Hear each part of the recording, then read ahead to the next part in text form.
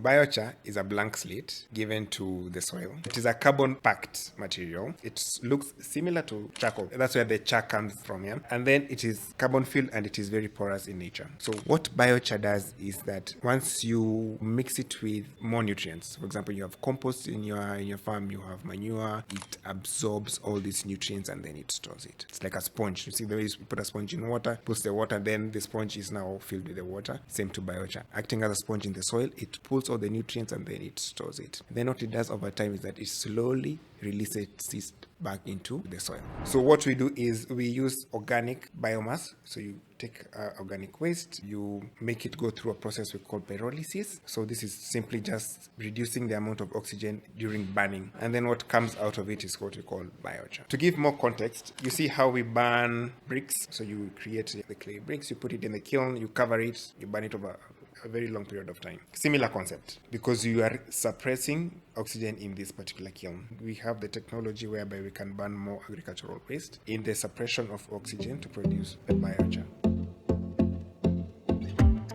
Hey, what's up, everybody? Welcome to the Organic Guy podcast. This is your home of organic conversations. I'm your host, the Organic Guy, and right around here we have conversations on how we can make our food systems really get to work for us rather than against us. And today I want us to have a conversation around carbon. It's something that has been on the headlines of late on its impact in the climate change conversations. To have this conversation, I've got a very special guest with us. They are doing an amazing work in terms of seeing how we can actually capture carbon, get to store it, and see how we can sort of use it to regenerate our soils and help restore our ecosystems. He goes by the name of Antony, is the business lead for Biosorra. They have been named as one of the beneficiaries of Elon Musk Foundation called X Prize, as well as Jeff Bezos Earth Fund as well. So it's just a clear indication that they're doing something different and something impactful. So for me, it's a pleasure to have him in the podcast.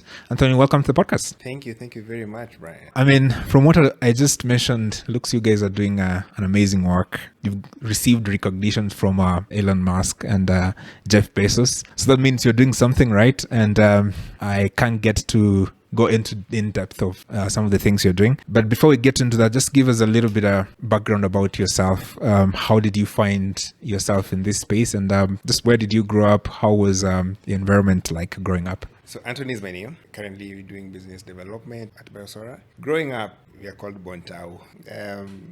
Been in the streets for a very long time. But where I crossed paths with agriculture was when I was in high school. To be honest, coming from a city perspective, it really did not give a proper shine to it of how it was introduced to us. So during the choosing, because I was in the 844 system, during the choosing of the subjects, I wanted to pursue agriculture by itself, but I ended up just going the business way because I understood that's where the money is. Or rather, that's what we were told. That's where money is. It's in business. Rightfully so. But when I was doing my Form 4, I remember there was a punishment that I was given to go dig up an acre. And there was nothing glamorous about it. So only solidified my decision to do business. Left that, ventured into architecture. So my major is actually in architecture. Tried it. I did not like it. I didn't like being boxed in. I am a creative by nature. So I need to go out. I need to understand how systems work. And then I need to come back and see what solutions can we bring into the environment. So after which, I found myself at Glovo. This was early 2020. So right at the onset of COVID, a lot of projects were stalled. Now, when the project was stalled, I found myself, I need to find something to do. And so I found myself venturing with a friend of mine. So went into the Glovo offices. I found there were interviews going on. Applied, got selected, moved on to do business. And I was in the restaurant section. Glovo is mostly known for food. I was in the restaurant section. And majority of the people that I met during the onboarding of these restaurants were very focused on organic products when they were coming in. So I used to wonder. So we are going in for a meeting, then receiving is happening. But the companies that are bringing, there are particular ones that had the labels of fully organic. And I used to wonder, why is there more advocacy for organic products to be used in these particular restaurants. And they were mostly the high-end restaurants that were pushing for this agenda. And organic is expensive. So that piqued my curiosity. Come down 3-4 years down the line, a friend of mine invited me to explore pushing business in Biosorra, since that is what I was more focused on. And I found myself in an environment where we are not only pushing for full organic, but also there is the impact side of it, of not only addressing climatic justice, but in this other side also impacting the smallholder farmer and how do we enrich their lives, enrich their soils. And that's my journey through being born, raised in Nairobi, finding myself in architecture, pushing on into tech, and now I'm in the organic side of it. Interesting, because even when you say like in tech with our Glovo, I think to a large extent with Biosorra, it's a tech to some extent, right? In terms of like how you're able to capture carbon and then, store it and make it useful to farmers. So just give us a little bit of context. What is, we've mentioned about Biosorra, but what is it and what does it actually do? So at Biosorra, we are a climate tech company. And what we do is we produce a product called Biochar. However, as a company, we try to address climatic justice. So how can we reduce emissions into the environment and how can we positively impact the life of the farmer? So for us, it's more of addressing the need for the farmer, which is one, we have noticed that over time, we have ended up degrading our soils terribly. The picture that has been sold to a lot of the farmers is that you need a lot of fertilizer. And I've interacted with a lot of coffee farmers. And you'll find someone inherited land from their father, from father's father, 65, 70 years down the line, they know I only apply NPK 17, 17, 17 to my land. That's all they know. And trying to change that person's perspective from you're hurting your soil is like, no, but this is what I found being done. The tree is 65, 70 years old, and that's what we've always been feeding it. So for us, it's trying to change the narrative now. So we are impacting the climate by how we are removing carbon from the environment. We are storing it into biochar because we understand what carbon can do to the soil, and then we are advising and we are talking to the smallholder farmers, to farmers in general, advising them on how can we make your soil better. One thing that I've come to understand is soil is the gut, it's the stomach of the plant, and whatever you feed it, it's a full circle. You feed the plant will pull it, it will store it for you, you'll buy it very expensively in the supermarket, come and ingest it, and then it's a full circle. At least I think most people understand what is carbon. At least they have interacted in one way or another. But how does that work? How do you take like carbon that is sort of in the atmosphere and actually capture it and put it into a form that can then be used with farmers? What is the science behind it? It's a bit too technical. I will explain it through our product, which is biochar. So in the production of fertilizer, there's a lot of emissions that go out into the environment. But you can measure how much you can reduce by reducing the amount of fertilizer that you use. So for example, if you use 100 kgs of fertilizer in your farm, if I can make you use 70 kg, 60 kg, 50 kg, there's an amount X that you have stopped using. Meaning if it is stopped being produced, that is saving to the environment. That is emissions that have not been put out into the environment. But then these 30, 40 kgs that you've not used, you need to do something to the soil. You need to put back the nutrients because these are nutrients that you're not putting into the soil. So the soil needs something in place of the fertilizer that you were supposed to use. So what we do is we use organic biomass. So you take organic waste, you make it go through a process we call pyrolysis. So this is simply just reducing the amount of oxygen during burning. So you can burn in the smallest amount of oxygen possible, or sometimes even in non-existent oxygen. And then what comes out of it is what we call biochar. So you can have biochar in very many different forms according to the waste or the organic matter or the agricultural waste that you have used. You can have biochar from rice husk, from coffee husks, from coconut shavings. So it's upon whoever is making the biochar to decide, because of the needs of my farm, this is the waste that I'm going to use to burn and then put it back into the soil.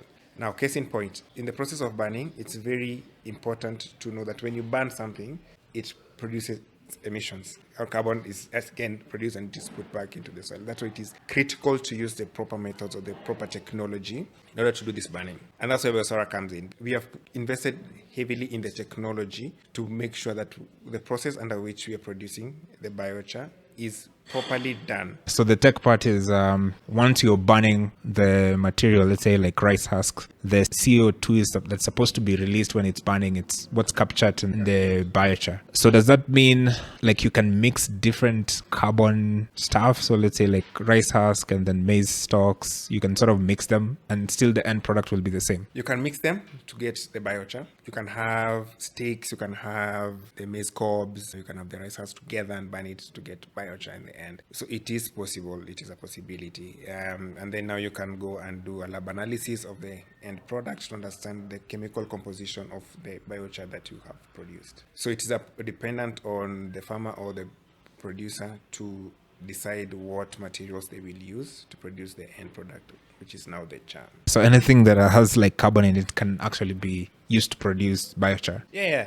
But as Biosorra, we advocate for full organic. So use use organic waste to push for the production of biochar. To give more context, maybe you see how we burn bricks or how we make bricks. So you create the clay bricks, you put it in the kiln, you cover it, you burn it over a very long period of time. Similar concept, because you are suppressing oxygen in this particular kiln. So similar concept with biochar. We have the technology whereby we can burn more agricultural waste in the suppression of oxygen to produce the biochar. Yeah. So and then this biochar thing, what is it? As in, okay, now you've burned, let's say, the material, the rice husks. You've produced this thing called biochar. Like, what is in it? Like, what is it in terms of nutrient? How does that look like? When we speak about the nutrient composition of biochar, it varies from the material that you use to produce it. That's one thing that we really need to take note. So you'll find people using mathenge because it is an invasive species. So part of climatic justice is because it is invasive, we can use it to, burn it and produce the biochar. So there is that aspect as well. However, the chemical composition again is deeply rooted in the material that you decide to burn to produce the biochar. But biochar, in essence, is a carbon-packed material. It looks similar to charcoal. That's where the char comes from, yeah? And then it is carbon-filled and it is very porous in nature. So what biochar does is that once you mix it with more nutrients, for example, you have compost in your farm, you have manure, and what biochar does, it absorbs all these nutrients and then it stores it. It's like a sponge. You see the way you put a sponge in water, puts the water, then the sponge is now filled with the water. Same to biochar. Acting as a sponge in the soil, it pulls all the nutrients and then it stores it. Then what it does over time is that it slowly releases it back into the soil. So the plant has more time to interact with the nutrients, to pull the nutrients, to have better root development. The essence of biochar is also in water storage. So it sucks in the water, then it stores it, and then slowly releases it back into the soil. So does that mean biochar by itself doesn't have nutrients? So biochar is a blank slate given to the soil to be amended. So you'll find, again, as I said, the chemical composition of biochar, it is dependent on whatever material you use to burn. So it has phosphorus, it has boron, it has oxygen. You can measure your C/N ratio. So it has all these things. But the soil itself needs something more. For example, nitrogen is a big issue that the crops require, especially if someone is doing a lot of monocropping. So what we advocate for is that biochar is not a replacement for. It is supposed to use in conjunction with. So you partner it together. Can you use biochar by itself? Yes, you can. Will it give you, especially people who are doing commercial farming, will it give you the same results as mixing it maybe with manure or compost? Not necessarily. Maybe the yield will be a bit lower, but in essence, still works by itself. But what do we advocate for? Use it together with your manure, with your compost, then put it back into the ground. We need to store the nutrients. So as a soil amender, it needs to regenerate the soil back to its more fertile state over time, because we've not ruined soil in 1 year. Because I meet a lot of farmers and they ask me, Antony, if I put this thing in the ground, do I need to use it again next year? And I tell them, we've used fertilizer for 65 years. There is no way that I'm going to magically change your soil in just 1 year. So it takes a bit of time to heal the soil, to make it back more fertile. You know what the fertilizer does? Sometimes it burns all the microorganisms. Even the roots cannot be able to penetrate. The land becomes too compact. So biochar does is organisms are introduced back into the soil. It creates a more conducive environment for these things to thrive. Interesting. I didn't know that part about Biosorra, but that's a quite interesting perspective. In terms of like working with farmers, you said you were big in terms of like helping small scale farmers. Is there some improvements you've noticed in terms of, I'm assuming you've worked with some farmers already. Like, is there an interesting example in terms of like you've given it to a farmer and the farmer is like, you know what, I've seen real change when I'm using your biochar? Definitely. We like working with cooperatives a lot because with the cooperative, you get access to a lot of farmers. You can get a cooperative with 3,000, 4,000 farmers all at once. Now, with organic farming, every farm is different. And we need to understand, it's not like, fertilizer can be told for coffee, it's 26, 12, 6, whatever. But when you're working with farmers, we like to go to the grassroots level. We need to understand your own practices. We need to understand your soil composition. We need to understand what have you been doing and how do we make it better. So even in the most well-managed farms, one thing is evident. We are using a lot more inputs. We're getting way less yields. So when we are working with farmers, we usually go for 3 key value propositions. 1, how can we regenerate your soil? And by soil regeneration, we usually take it as whatever you're putting in the soil is how good or bad the soil will be. If you're feeding it a lot of pizza, most probably the health is not so good. But if it is a mix of, some skooma here, some veggies, a bit of carbs, proper proportions of protein, you enhance the health of the soil. So with farmers, we have seen it. I've talked and I've worked a lot with a lot of coffee farmers. And one thing that we have noticed is from the first time application alone of just biochar and manure, which is found right at home. First time application, we have noticed a pH balancing, because a lot of acidity has been put into the soil. So we need to regulate the soil to be a bit more basic. 6, 7, okay, depending on the crop that you want to plant. Of course, this is heavily advised by the agronomist or the soil test centers that a person goes to. And a lot of farmers do not do soil tests. So this is an advocacy right now. Please make sure you test your soil. So depending on the soil testing that has been brought forward, you are able to advise. And we've seen pH regulation. We have seen increase in nutrient efficiency. We have seen increase in yield up to 26, 30% sometimes. So you find a coffee tree actually bending because now the bean is fuller. They have more time with the nutrients in the soil. They're able to pull in the nutrients. They're able to pull in the water. It's fuller. And what happens when the bean is fuller is that you can sell it at a higher price because the quality goes higher. So what we are trying to do is we are putting back money into the farmer's pocket. That's 1. 2, how can we also reduce the amount of inputs that you're putting in? How much money are you spending to get this fertilizer? How much money are you spending to make sure your land is properly irrigated? So what biochar does, again, because of the nature of its porosity, that it's able to lock in the nutrients and put it in the longer period of time, you find that over time you're able to reduce the cost that you are incurring in putting more nutrients into the soil or even irrigating, because with biochar you can be able to capture up to 98% of the water and lock it into the ground. For example, if you're irrigating 3 times in a week, you only need now to irrigate once because the water is captured and it is stored there. Yeah. So you're cutting input cost, you're getting more yields, and your soil is getting better over time. So how much of it do you need to use in terms of, because you said like it can sort of help act like a sponge when you're using water and sort of can store water. Does that mean like you need a handful of it when you're using, let's say, for a crop? Again, with organic farming, you have to be very particular. Which crop? I can give an overview.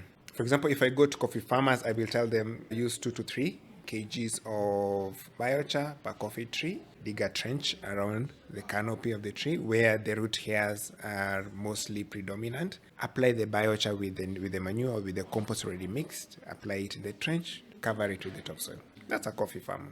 I'll go to a macadamia farmer. I tell them, you know what? For your macadamia tree or your avocado tree, you'll need 5-6 kgs of biochar premixed. I will go to a horticulture farmer, someone who's maybe doing chilies. Chilies, it's even better. It's just a handful, around 35-50 grams of biochar mixed. Put it in the soil. That will work for you. So it is very dependent on the crop. And as Biosorra, what we do is we work with the farmer every single step of the way. There is no way I'll just put out a product and I'll tell you, this biochar is good for your soil. No. I really need to understand what your current practices in the farm are, what challenges are we trying to resolve, and how can I ultimately make you money? Because in the end, its commercial purposes that, is pushing us to get into agribusiness. But we also push for the large farms as well. And this, in hindsight, is also to the benefit of the smallholder farmers. Some mega commercial farms do hire out land. I come and I say, hey, I will use your land for the next 20 years.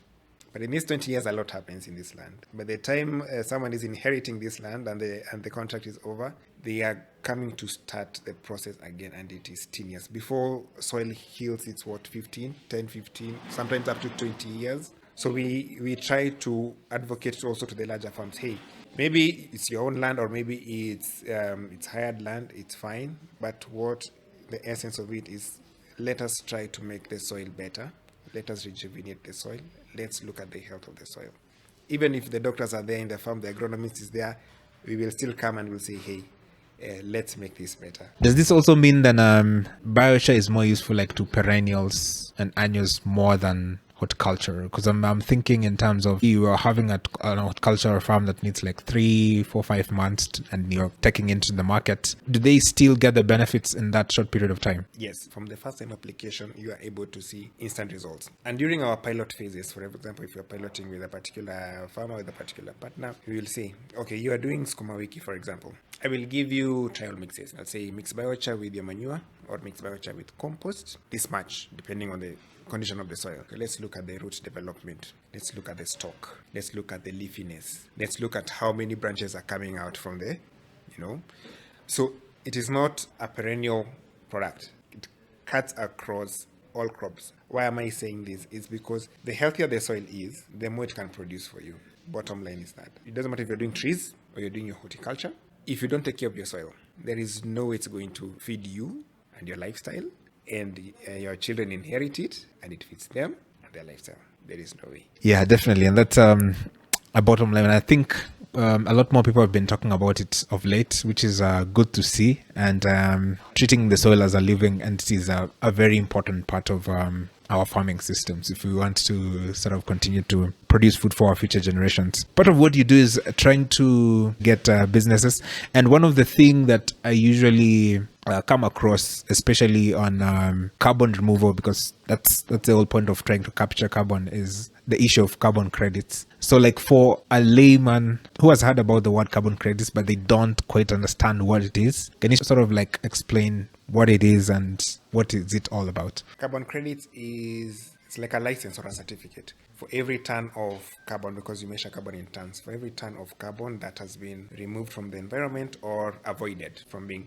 put back into the environment. For projects that are put in place to advocate for more climate consciousness, so you'll find if someone is doing more afforestation, maybe they're putting up a forest in the desert somewhere, they can be able to change the climate in some way and capture a lot of carbon, because the trees will take in carbon, put back oxygen. So these projects are usually audited. Depending on the type of project, they can be able to measure the impact that it has and how much carbon has been removed. And whoever has that project can be given a license, and then they'll be told, you've been able to remove X amount of carbon from the environment, so this is your license. And then they can trade this for monetary value, so that at least it can be able to be plowed back into the system. They can raise more and raise more and raise more.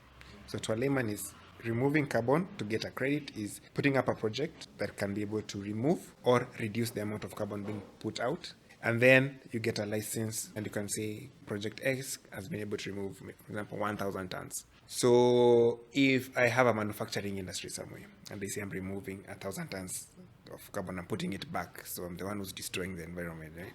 So I'm able to offset and go to the person who's doing afforestation, tell them, hey, can I purchase 1,000 tons that I've put back into the environment, so that at least we can balance it out. Is there a mathematical equation? Like, how do you get to measure, let's say I have a forest, like I've managed to offset this X amount of carbon. How does the process work? So we do have auditors who come and do the calculation, and they'll be able to tell you X amount of carbon has been removed from this. And then it varies from time to time. And from project to project. It's not one way for every single project that this is the math.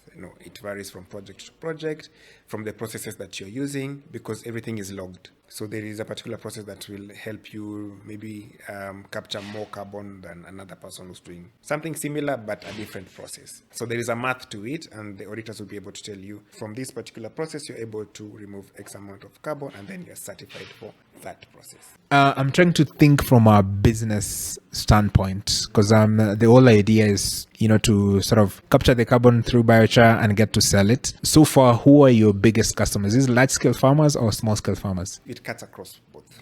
Because I can say I have a commercial farm who's maybe taking, let's say, 300 tons of biochar. Then I can have another cooperative which is made up of 3,000 smallholder farmers who are taking 500 tons of biochar. See?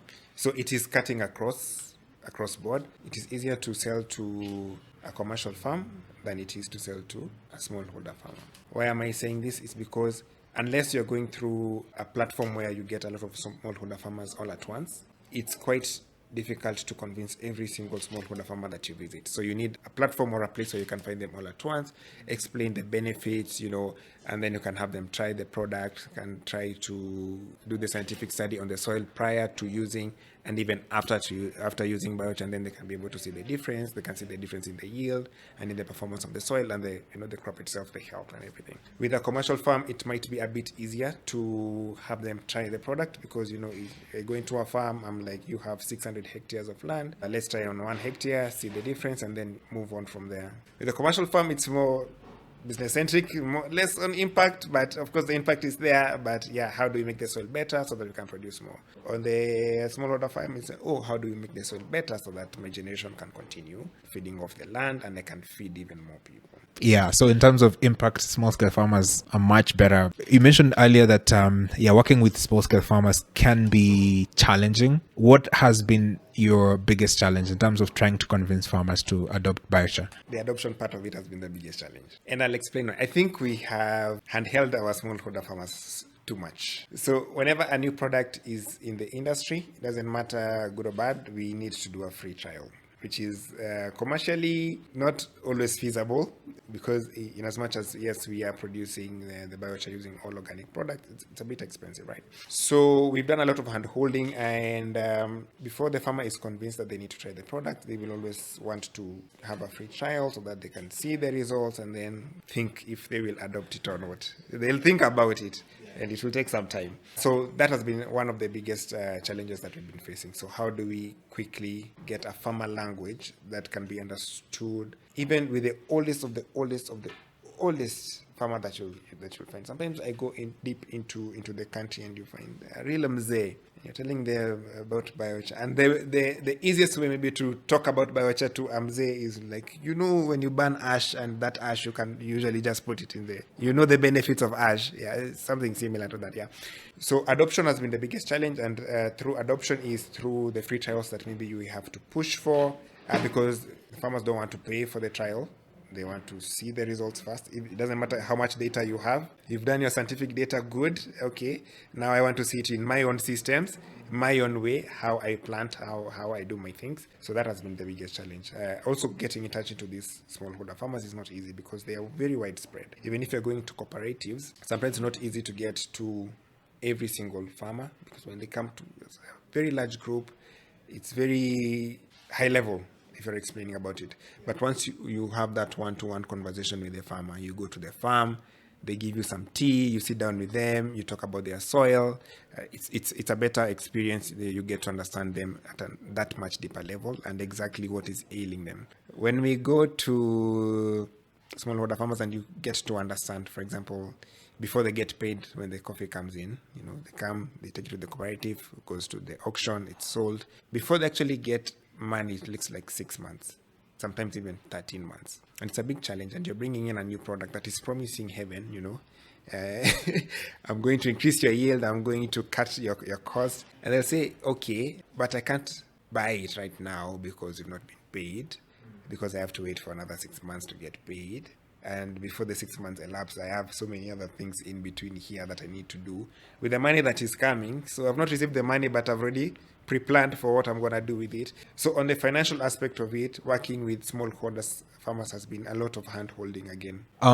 Is part of the problem, because I also see a lot of agri-tech face these problems. They come into a market and they're like, I'm going to offer just one product. Let's say like it's a loan product you're giving to farmers, but then immediately you realize you also need to fill the whole funnel. So for example, if you're giving farmers biochar, or maybe they're growing coffee, and then after the coffee is ready, they'll probably call you and say, hey, the coffee is ready, where should I sell it to?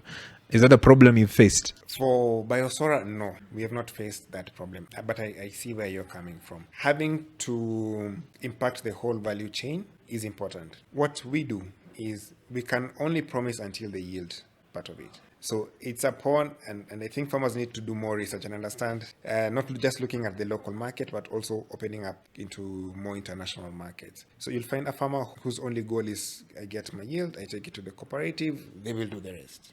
But when you look at the more international markets, there is more value from the point of yield to export. There is more value addition that can be done. And I think this is what not only as Biosorra, but also even the government should come in and actually see how can we assist our farmers. It is important for us to impact the whole value chain, but the impact that I can do with biochar is I can add value to the bean, for example, that you're producing. Can I move it from one level to another? So that even if it goes to the auction, it can generate a higher price for you. Yeah, so lazima wajipange kidogo.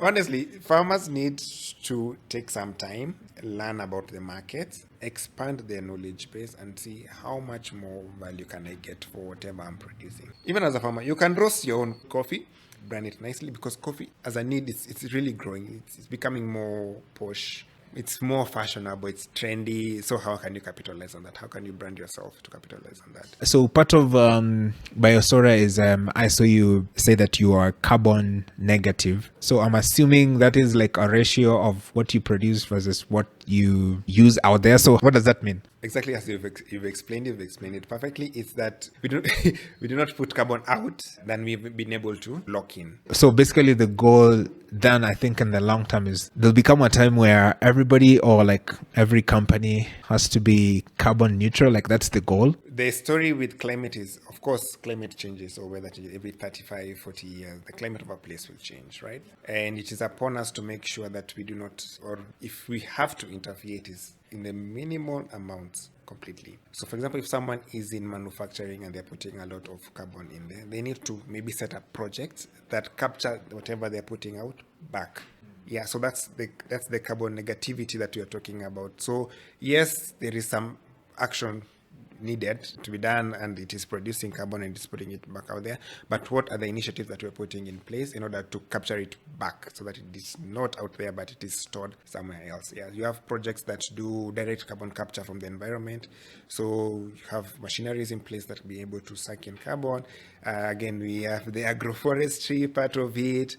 So there are a couple of initiatives that people can do. I was explaining, for example, in the car, there is the start-stop function. So when the car is idle, you're able to stop the engine from running so it is not producing carbon back into the environment. So there are a couple of things that can be done in order to make sure that it is captured back. I think it is in UAE, they are now buying more land in Africa to try and set up more carbon capture or carbon sinks because now they can't do it there, so they have to look for another place to put the carbon. So it's an idea of, can I remove much more carbon from the environment than what I am putting back out here? Yeah, that's interesting, because I've seen there's a lot of rumbles online in terms of like UAE coming mostly in Africa to buy land for their carbon projects.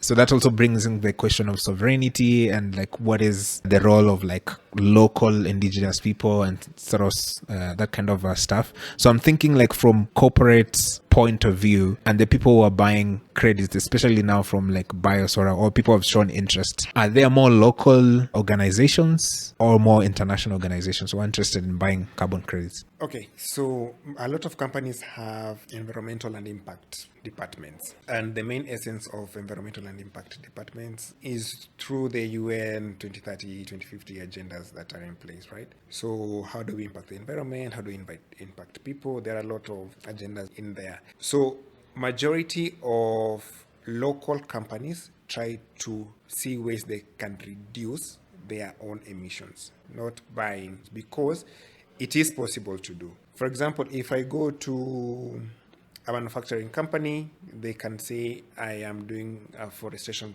project for example, in Kilifi, and I'm able to offset through that project because it will be audited and they will check how much carbon has been captured. They'll be able to see how much I've been able to offset from the production that I'm doing on this other side. More of purchasing will come from more international companies because there aren't that many projects out there that help. Yeah, so that means then it's more of like international organizations that are more likely to buy such carbon credits than local. Let's say Safaricom. It will be more international than it is local. For locals, they are more susceptible to doing their own projects to offset their own emissions, and it's not that much, to be honest. For example, in the in the Dubai or in the Arabian Peninsula, you'll find oil-producing factories, and they are huge, and they will do so much. So for them, it will be mandatory to try and find a better way to sequester all this carbon from the environment. So they will invest in bigger, much more better projects. How scalable is this technology in terms of producing biochar? Because I'm thinking the raw materials are dependent on their availability, or like how far can we take this technology? So if you go to a commercial farm, you can find an export farm having agricultural waste of 500, 600 tons every 2-3 weeks. That's a lot of waste. And from this, maybe they can compost 20-30% of it, and the rest is just somewhere sitting. So when it comes to the technology in place in order to scale biochar production, it is solely dependent on the processor because the waste is available. If you're doing it from an industrial level, you're just finding partners who will bring the waste to you, process, make the biochar, and then sell it and provide it to the farmers. If it is the local Juakali way, because you can make your own kiln and you can produce it for your own farm, the technology is there. The raw materials, definitely there. It's upon the processors. As long as the market is open, the processors will just scale up and produce more in order to fulfill the needs of the market. Now, again, as I said before, biochar is regenerative solution. So there is a point in time, if you have careful farming practices, that you might not need biochar as much because it is regenerative. The essence of biochar is to bring your soil back to its more fertile state. Will you stop using biochar? No. But will you reduce? Yes. Because you're still putting in fertilizer into the soil. So you will need, at some point you might need to reduce a bit because you've already healed the soil. This is 10, 20 years later. You've already healed the soil. It's more, it can be able to produce more, better quality crops. So you can start reducing the use of biochar, maybe introduce more compost, more manure for the microbial activity to thrive even better into the soil. Yeah, I was a little bit worried there because looks like for a minute there you are going to put yourself out of business very soon. Okay. Again, as I said, people have spoiled the land for 60, 70, 80 years. Practices have been ruining the soil, so it's not going to be happening overnight. It's going to take some time. And over time, as you regenerate the soil back to a more healthier state, you're able to reduce your inputs overall. There was a project we were doing with a potato farmer whereby we were just saying, if you just take the topsoil from a forest untouched, how much yield can it give you, or how much can we be able to push for a potato to grow? What's the taste, what's the size, and all these things? And then your normal shamba that you've done some things there, you introduce biochar, try to bring it to its healthier state and see the comparison. You're gonna get a lot of yield from the untouched forest soil because it is so alive. The trees that are there, the animals that are there, they just, they're dropping things there. There is, the leaves are decomposing, so the soil is so rich. And this is the richness that we want to bring to the shamba. That's the essence of biochar. How can I make this soil to be as good as that? The fertility of soil is kidogo sana. 20 centimeters, there about 15, 20 centimeters. It's topsoil. If you go and dig, you kona jembe, you dig so deep, the fertility is just at the top. So how can we make this better? I mentioned earlier, you are one of the beneficiaries of Elon Musk Foundation and also Jeff Bezos. So I'm just trying to think in the long term, what do you guys aim to achieve? Just getting to impact more small scale farmers? How does that look like in 10, 20 years from now? The mission of Biosorra is to address climatic justice. So yes, we are impacting smallholder farmers. We are trying to reduce emissions that are being put out there. But how much carbon can we actually remove from the environment? Let's say we are pushing for 10,000 tons of carbon removal from the environment. Scaling production of biochar that can be able to assist in this mega goal to remove this much carbon from the environment. So 10 years, 20 years from now, I would like to see Biosorra set up stations in every single county in Kenya, so that at least it is easier, biochar is more accessible to the farmer. One of the other biggest challenges that we usually face is in distribution, because I have one facility, it's in Thika. When you want biochar, I have to take it from Thika, I have to take it to Kisumu. This distance, if I'm using a heavy diesel vehicle to do this, I'm putting carbon back into the environment. So what we would like to see is, can we set up more locations that can be able to provide the biochar to the surrounding communities. So if I have one in Mombasa, Kilifi, Kisumu, so all these areas to be serviced with biochar much more easily. So that goes back to your question, is biochar production scalable? Yes, it is, because all these areas have something to offer that can be used to be the the raw materials in the provision and the production of biochar. Looking forward to the progress when we are there, maybe 10, 20 years. So towards the end of the conversation, I have this thing I called rapid fire questions. So what I've done, I've prepared 10 questions for you. The idea is just I will throw these questions to you, and then you'll give me quick and short answers to them. Hopefully you guys will get a good idea about you. Are you ready? Ready. So the first question is, when you were a kid, what did you dream of becoming? An artist. A second, what's the biggest myth people believe about carbon credits? Exactly that it's a myth. Third question, what is one thing you can't start your day without? Coffee. Fourth question, what's the best advice you've ever received? The best advice I've ever received is actually from a book, The Richest Man in Babylon. And the advice is, always look for an expert to help you move to the next level. Because the reason you're not in the next level is because there's something that you don't know. There's something that someone else knows that you need to know. Always look for an expert. So the other question is, what is your favorite Kenyan meal? Ugali, nyama, na skuma with avocado. Seventh question, what book has influenced you most in your life? The most impactful book, I'll just say, it would be the Bible, because grown up in a super Christian household, both parents being in ministry. So the Bible has been my most impactful book, but I'll give you my second most impactful book, which is Think and Grow Rich. What quote keeps you grounded on your tough days? Come on me, always be 1% better. The days that will be tough, but do what you can on that day. And there are days that will be super good. Do even more than what you can on those particular days. But on every single day, be it tough, be it good, always be 1% better. It compounds. So the last one, if you could go back and talk to your 18-year-old self, what advice could you tell them? Don't have a fixed mindset. Explore. Don't go to college. Explore first. The world has a lot to offer. Very, very important. Okay. Yeah, those are 10 questions. Thank you very much for making time for the podcast. Really, really appreciate it. Thank you for sharing an insight into the world of biochar and carbon capture and carbon credits. Really, really appreciated it. So if guys want to follow you or your work, how could they do that? Yeah, I will give my number. You can WhatsApp me. You can call me.